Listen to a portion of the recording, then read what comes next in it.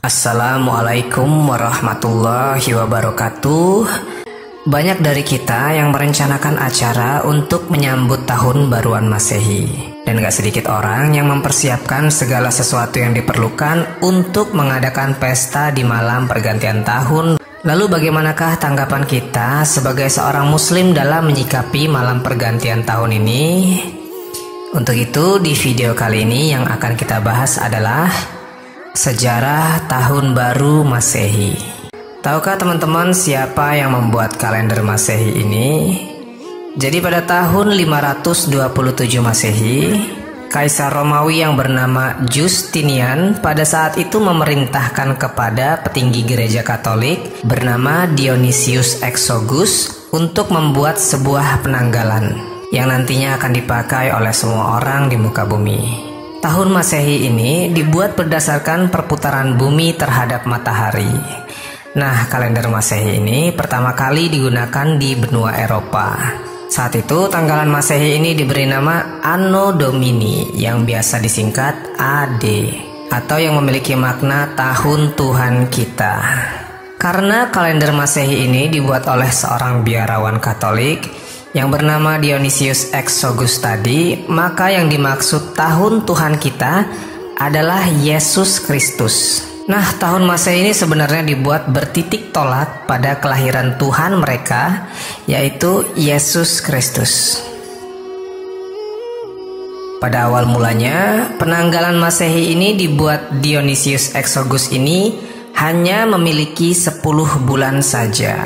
Namun bukan dimulai dari bulan Januari.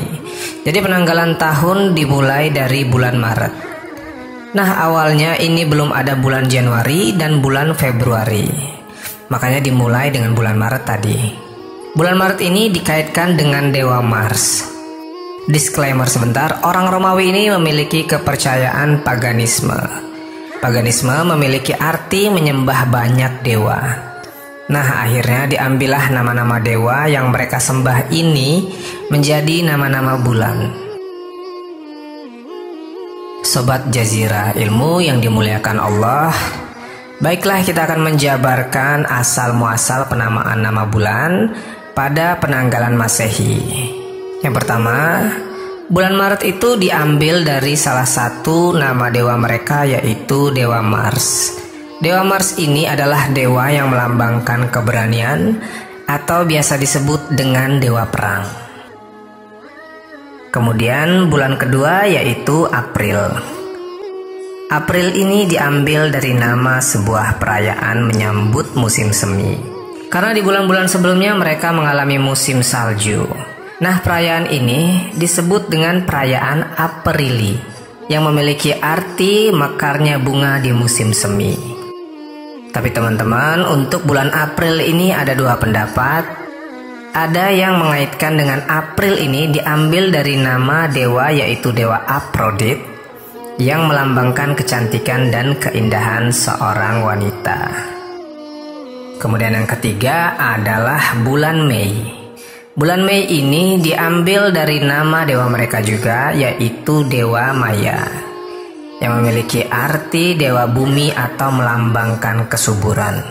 Kemudian keempat ada bulan Juni. Bulan Juni ini dari nama dewa Juno. Dewa Juno memiliki makna dewa pelindung. Bulan kelima adalah Juli. Juli ini sebelumnya memiliki nama Quintilis, yang artinya kelima dalam bahasa Romawi. Namun diganti menjadi Juli dikarenakan sebuah penghormatan kepada Kaisar Romawi yang memiliki pengaruh yang besar, yang bernama Kaisar Julius Caesar yang lahir pada bulan Quintilis. Makanya nama bulan Quintilis diganti namanya menjadi Juli. Sedangkan bulan Agustus diambil dari nama Kaisar pertama Romawi, Augustus Caesar. Sementara itu untuk bulan September sampai dengan Desember diambil dari angka bahasa Romawi. Nah, dari sini kita sudah memiliki 10 bulan, yakni dari bulan Maret sampai dengan Desember. Namun setelah penanggalan ini dijalankan, ternyata teman-teman, ini tidak sesuai dengan penghitungan perputaran bumi terhadap matahari. Jadi didapatinya di sana ada selisih 60 hari.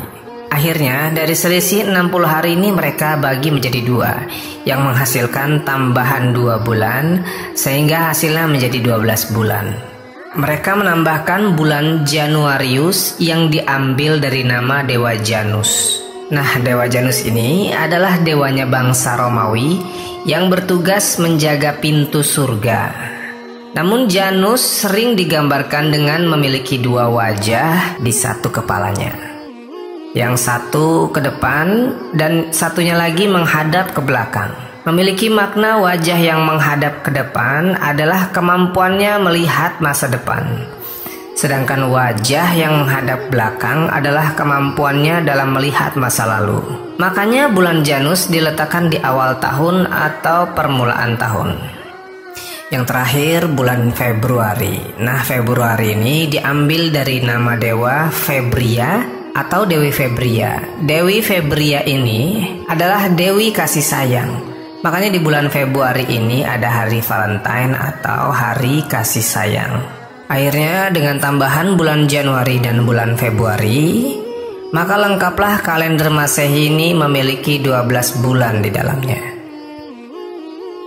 Teman-temanku seiman, seperti yang kita ketahui banyak masyarakat kita yang merayakan pergantian tahun baru ini. Bahkan seluruh belahan dunia pun ikut merayakannya. Dan gak sedikit juga jumlahnya dari kita umat muslim yang ikut serta dalam perayaan tahun baru ini. Dengan meniup trompet, kembang api, dan ada juga yang memakai topi kerucut khas tahun baru. Namun apakah kalian tahu topi kerucut ini diadopsi dari sejarah topi San Benito? Topi San Benito berasal dari kerajaan Spanyol yang dipakai kepada tahanan muslim pada saat itu yang dipaksa untuk murtad. Jadi topi ini juga menjadi simbol untuk membedakan orang muslim dan orang yang sudah murtad di zaman itu. Sobat Jazirah Ilmu yang dirahmati Allah, mendengar kisah barusan sebaiknya kita tidak ikut-ikutan dalam perayaan pergantian tahun Masehi. Karena umat Islam memiliki penanggalannya sendiri yang disebut dengan penanggalan Hijriyah, yang bertitik tumpu pada Nabi kita tercinta Baginda Muhammad SAW. Semoga kita bisa lebih bijaksana dalam menentukan sikap, dan semoga kita menjadi orang-orang yang selalu dituntun ke jalan yang lurus, jalan yang diridhoi Allah Subhanahu wa Ta'ala. Oke, jadi itulah cerita tentang sejarah tahun Masehi. Semoga cerita kali ini bermanfaat. Lebih dan kurangnya mohon dimaafkan. Yang benar datangnya dari Allah Subhanahu wa Ta'ala. Khilaf atau keliru itu datangnya dari saya pribadi sebagai manusia biasa. Sampai ketemu di kisah-kisah seru yang penuh makna selanjutnya. Saya akhiri.